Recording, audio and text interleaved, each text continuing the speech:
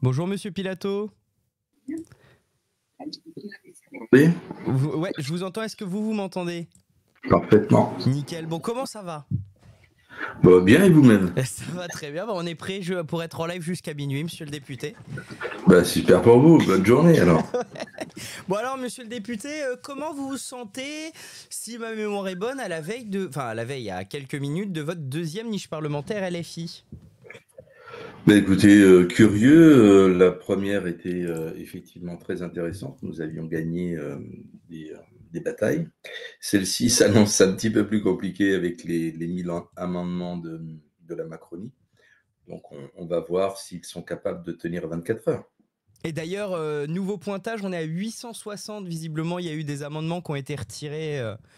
Oui, on leur a fait une petite publicité sur les réseaux. Ils commencent à se rendre compte que, bien sûr, ils ont le droit de déposer des amendements. Ça fait partie du jeu parlementaire, même du devoir parlementaire. Après, bon, la niche, c'est une fois par an. En général, on dépose des amendements, mais pas d'obstruction à ce point-là, quoi. Voilà. Hmm. Et Ça avait été initié sous Madame Borne avec, quel que soit le groupe, des obstructions, je dirais, sur les niches. C'était nouveau. Ça ne se faisait pas avant. Bah, en général, c'était plutôt pour les niches des oppositions, plutôt une obstruction gouvernementale qui gardait le micro pour parler longtemps, on va dire. C'est ça. Et justement, Hugo Bernalicis, hier, était avec nous sur la chaîne parlementaire et il était quand même plutôt optimiste sur le fait potentiellement d'aller au bout du texte. Est-ce que vous aussi, vous avez quand même eu une forme d'optimisme avant, pour aller au vote, avant minuit? Alors, je vais être très franc avec vous, je maîtrise pas assez, je dirais, le temps de chaque amendement, voir, les réponses qu'on va faire, pas faire. On aura une bonne idée au bout de 2 heures. C'est-à-dire vers 11 heures ce matin, on verra combien d'amendements sont passés, combien d'opposants macronistes sont restés vraiment sur les sièges de l'hémicycle pour voir s'ils défendent tous leur amendement. Au bout d'un moment, il y en a quelques-uns qui vont prêter à sourire et ils ne vont pas passer pour des gens très sérieux. Donc voilà, je pense qu'au bout de 2 heures, on aura une bonne idée si on peut aller au bout ou pas de cette niche. Bien sûr qu'on espère aller au bout, puisque on ne va pas se répéter, tout le monde le sait, cette loi de passage de 62 à 64 ans n'a jamais été votée. Donc on aimerait que le Parlement puisse s'exprimer. Je vais couper, excusez-moi, mon Il n'y téléphone. a pas de Voilà, problème. Et il y a une question pour vous dans le chat qui me demande, est-ce qu'il y a une manif prévue devant l'Assemblée en soutien à votre PPL aujourd'hui? Je ne le pense pas. Si elle est faite, c'est pas notre initiative, donc tant mieux. S'il y a des gens qui se bougent et qui prennent l'initiative, ça voudrait dire qu'il y a un engagement populaire, et ça, ce serait une très très bonne nouvelle. C'est qu'il y a pas de 80% des Français au plus qui ne veulent pas de cette réforme, donc on n'a pas de souci avec ça. Hmm. Avant de vous recevoir, on a regardé un peu votre parcours parce que c'est vrai que vous avez la particularité d'être un député qui n'a pas été élu pour la première fois lors d'une élection classique, mais lors d'une élection partielle. C'était contre Thomas Mesnier qui était le vice-président de Horizon, si ma mémoire est bonne. On a regardé aussi les chiffres en 2024. Vous étiez dans une triangulaire avec lui et l'écart avec le RN s'est resserré. Est-ce que vous êtes inquiet que dans une circo qui est la vôtre, la première de Charente, est-ce que vous craignez potentiellement une victoire de l'extrême droite un jour dans votre circo? Alors, il y a 2 effets. L'effet Bardella, poussé par, médiatiquement, on va dire, bah, faut le reconnaître, hein, qui a eu, des poussées dans toutes les circonscriptions, dont la mienne. Non, je ne crois pas. On fait un travail de terrain très, très sérieux. Les gens, s'ils veulent, je vais me faire un peu de pub, j'ai un site internet que j'alimente toutes les semaines, donc renaudpilato.fr, et quelque part, je rends compte, et ça c'est un engagement que j'avais pris lors des législatives précédentes, celles que j'ai perdues et celles partielles que j'ai gagnées, de rendre compte de ce que je fais toutes les semaines aux habitants de la circonscription. Ça, c'est fait. Le travail de terrain fait quand même que dans un contexte difficile pour LFI, il faut le reconnaître, on nous a traités pendant un an d'antisémites, on en a pris plein la tête. Ça a été compliqué pour nous, on gagne quand même, et l'écart avec M. Meignet, qui était en ma défaveur de 24 voix, puis en ma faveur de 500, est passé à près de 2000. Donc c'est vrai que cette triangulaire nous a surpris, parce que quelqu'un d'inconnu, totalement inconnu, vient faire jeu égal avec Monsieur Meignet, hein. Donc il y a certainement une confirmation de 3 blocs qui vont passer à 2. Politiquement, on voit que les hésitations, de la Macronie et surtout leur politique économique fait que, quelque part, ils vont disparaître. Donc s'il y avait une législative, anticipée à l'automne ou cet été, je pense qu'on verrait encore plus, un affrontement du bloc de gauche radicale face au bloc d'extrême droite. C'est une évidence. Il y a deux questions pour vous dans le député, Monsieur Pilato. Il y a Zlop qui vous demande, question sérieuse, toujours sur mon chat, est-ce que Jean-Luc Mélenchon peut encore représenter le NFP aux prochaines présidentielles? Il est rassembleur autant que repoussoir. C'est une question qu'on nous pose souvent. Moi, je réponds, qui avez-vous sur étagère de mieux que Jean-Luc? J'en vois Certains pas. disent Clémence Guettet. Bah, peut-être un peu jeune. Il y a de gros potentiels. Manuel Bompard, Clémence Guettet. Il y a vraiment des gros potentiels. C'est la force de Jean-Luc Mélenchon d'avoir poussé des jeunes. Il est évident que si on allait jusqu'en 2027, un des jeunes émergerait, clairement, s'imposerait.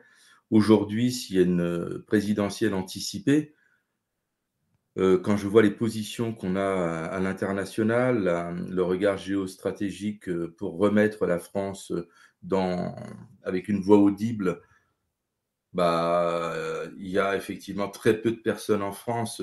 En fait, je parlais tout à l'heure du regard qu'on a sur LFI et je vais répondre plus précisément à l'auditeur ou à l'auditrice. Nous avons quand même quelqu'un qui a été sali, traîné dans la boue, parce qu'il a eu des positions très fermes sur la défense et des juifs et des musulmans et des catholiques, mais on ne retient que ce qu'on a envie de retenir. Donc Jean-Luc Mélenchon, on l'aime ou on l'aime pas. Si la gauche existe aujourd'hui en France, c'est quand même grâce à lui. Meloni en Italie en est la preuve.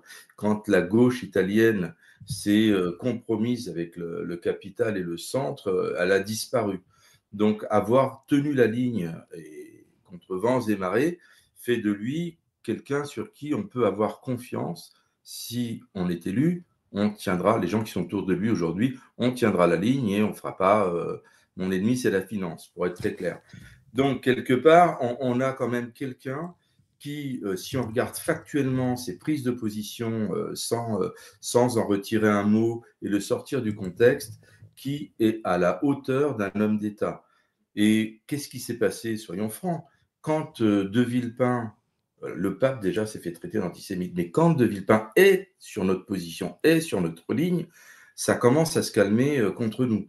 Et Jean-Luc Mélenchon, là, on le critique plus. Pourquoi? Parce que quelque part, les vrais hommes d'État, ceux qui connaissent la politique internationale, et c'est le rôle du président de la République, ils parlent la même voix, la voix du droit international. Donc non, Jean-Luc Mélenchon, au-delà du fait qu'il a été repeint en diable rouge, ce serait, si ça arrivait dans 3 mois, notre meilleur candidat. Et on demande aux gens, moi je demande aux gens de regarder ces meetings, de regarder ces déclarations dans leur intégralité et non pas ce que veulent en faire des médias qui, franchement, pas le vôtre, heureusement, mais des médias qui sont détenus à 90% par 9 milliardaires, dont Bolloré qui est d'extrême droite. Bon, je veux dire par là, au bout d'un moment, je respecte totalement la liberté de la presse, mais nous trouvons qu'elle est un peu biaisée dans des médias comme ceux-là, quoi. Et il y a une autre question pour vous de Toinou qui vous demande, est-ce que c'est pas dommage d'avoir inscrit, est-ce que c'est pas, il a mal écrit la question, mais est-ce que c'est pas dommage de ne pas avoir inscrit avant votre proposition sur les retraites un texte consensuel qui aurait eu des chances de passer? C'est vrai que j'ai un président de groupe de l'Assemblée nationale qui m'a dit globalement la même chose, en mode LFI a fait une connerie de pas mettre un texte qui aurait pu passer, qui aurait pris 2-3 heures à être adopté pour ensuite faire la bataille des retraites. C'est un engagement et très bien cette question. On en a parlé en fait, et Jean-Luc Mélenchon ne décide pas de l'agenda, hein. Il faut bien comprendre comment ça se passe. Tous les mardis, on a une réunion de groupe politique en huis clos et on décide ensemble de ce que l'on fait. Quand nous avions été, je dirais, dans le combat des retraites en 2023, où c'est passé au forceps dans le PLFSS par 49.3, il ne faut pas l'oublier, sans vote, nous étions engagés avec un communiqué de presse à faire tout ce qu'il fallait pour l'abroger. Donc, quelque part, nous avons obtenu la majorité en commission, et nous avons une majorité en hémicycle. S'il n'y a pas les 1000 amendements d'obstruction, c'est un texte consensuel. Il y a des gens de la Macronie qui vont voter pour, il y a des gens des LR qui vont voter pour, le RN a déjà dit qu'il voterait pour. Donc, il est passé en commission. Alors, Et des LR et des macronistes qui vont voter pour l'abrogation de la réforme des retraites, je veux bien que vous me donniez les noms là par contre.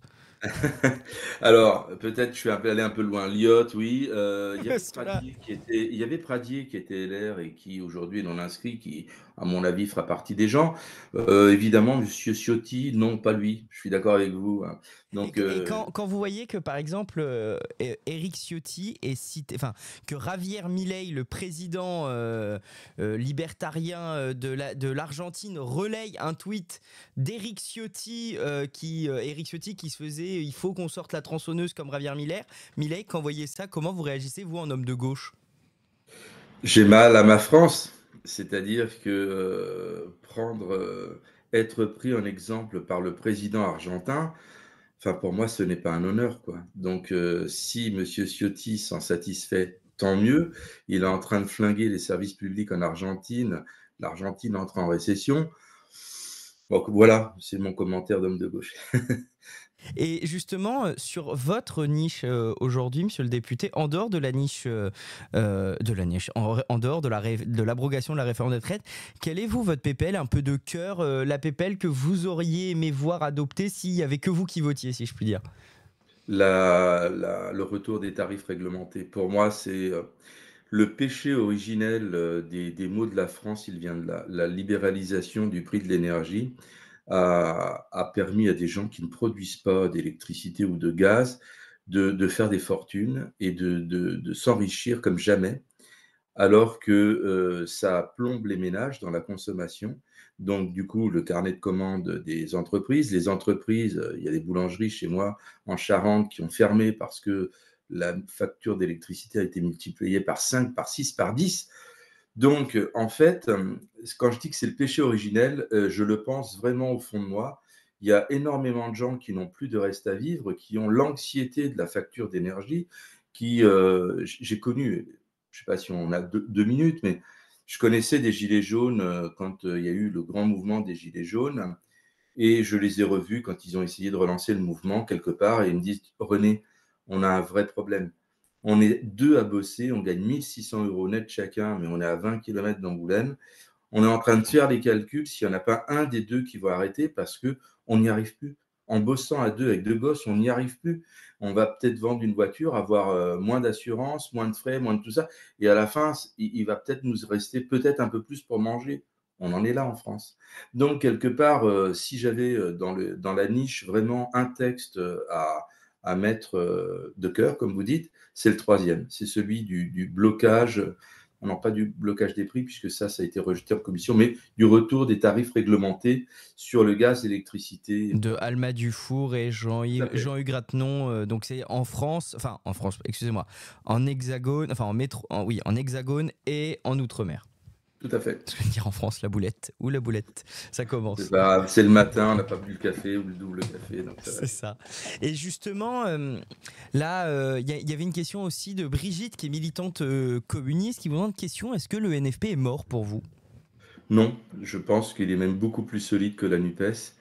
Il y a l'aile droite du PS qui nous casse les pieds, pour être très franc. Mais globalement, l'expérience NUPES a fait que beaucoup ont compris sur le terrain que les électrices et les électeurs de gauche sont revenus aux urnes pour deux raisons. Un, nous donner une dernière chance avec le NFP. Deux, ne pas avoir le RN qui gagne cette élection législative. Contrat rempli. Donc, c'est en ça que la dissolution hasardeuse de Macron met le pays dans une situation très difficile. Et on revient à la destitution ou à la démission de Macron pour que on éclaire tout ça. Le NFP est beaucoup plus solide parce que nous avons, grâce à une discipline de vote, même si on a effectivement des courants, on va dire, pour faire à la mode, différents. La discipline de vote a fait qu'on a 2 vice-présidentes LFI, on a des présidents de groupe écologistes, on a effectivement Aurélie Trouvé qui, par la mésentente et l'ère macroniste a fait qu'elle a pu s'imposer. Donc, on a la commission des finances, on a la commission des affaires économiques, des vice-présidents, on a un Et c'est vice-président totalement inédit écologiste. d'ailleurs. Et oui, on a un vice-président écologiste qui vient d'être élu là.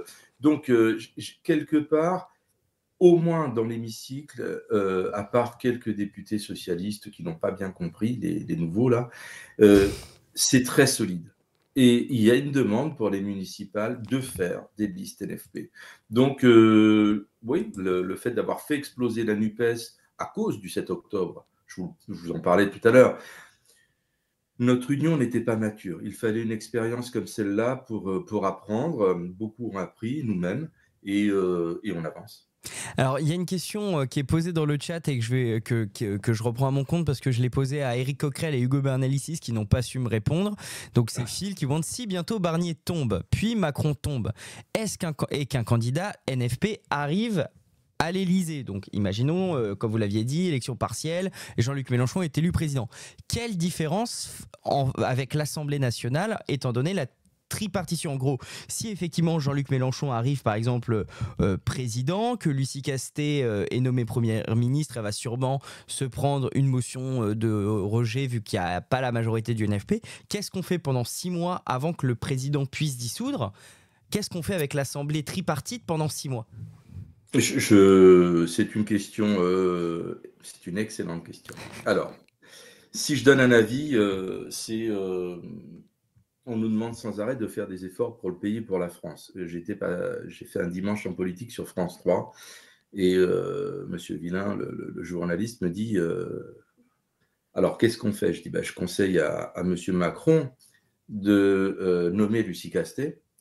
Je ne parle pas de démission. Et on est dans le même schéma. Ensuite, il demande à tout son groupe parlementaire de ne pas la censurer d'office et il la laisse dérouler notre programme sur lequel on a été élu. On a trouvé des majorités. On le voit en commission. On trouve des majorités sur, par exemple, les budgets. On a trouvé des majorités. C'est la totalité qui a été rejetée par le RN et, je dirais, la Macronie et la droite.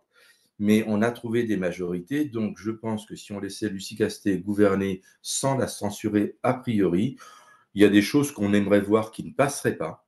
Et il y a des choses que, par exemple, parler du retour des tarifs réglementés d'un pôle public de l'énergie, ça, je suis persuadé que c'est consensuel. Sinon, on voulait arrêter le nucléaire, ça ne le serait pas. Vous voyez ce que je veux dire? Donc, si on aurait un vrai travail parlementaire. Donc, au-delà de la censure d'office, on pourrait effectivement voir pendant quelques mois comment se déroulent les choses et on changerait, à mon avis, vraiment la vie des gens. Et ensuite arriverait l'élection législative pour voir si ce qu'on a fait, c'est validé. Ce serait même pas mal. On laisse Lucie Castet gouverner, on regarde si elle obtient des majorités, pas de censure a priori. On regarde là où on se casse la figure, on retire le texte. Là où il a amendé qui nous convient, on dit à nos électeurs, on n'a pas une majorité absolue, on a obtenu ça, on trouve que c'est pas mal, on avance. On regarde notre façon de gouverner et ensuite on fait des élections anticipées législatives et on regarde si on est adoubé entre guillemets par le peuple ou pas. Ça me paraîtrait être une solution de transition plausible et même intéressante.